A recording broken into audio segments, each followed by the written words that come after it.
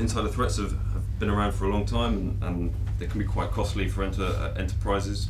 Insiders don't always act alone, and sometimes people that are actually insider threats aren't even aware that they're an insider threat to an organisation as well. I think traditionally, security is really focused on the perimeter and putting up firewalls or email gateways, but none of these things are really designed to protect against the insider. So the insider, they already have the access, and they also have the knowledge of the organisation from which they're attacking.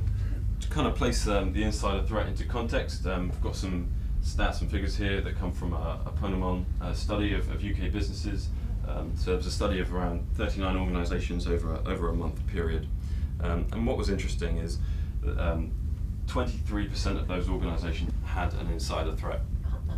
So of the people sat here today, that's probably around 4 or 5 of you that would perhaps have an insider threat attack within a sort of month period. But again, that's quite low down the list when we look at the entire sort of threat landscape there, with viruses, worms, trojans traditionally at the top, and phishing, malicious code, and other things sort of in the middle.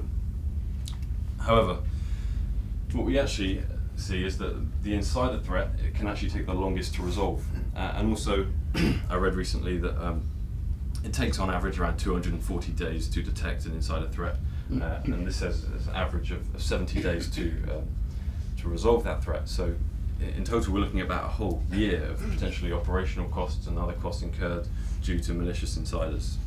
And again, if we look at the costs, malicious insiders, one of the most expensive threats to organisations, beaten only by denial of service attacks. I guess the underlying point is, yes, less people are affected, but when they do happen, they take a long time to detect and resolve, and as a result of that, there are huge costs involved.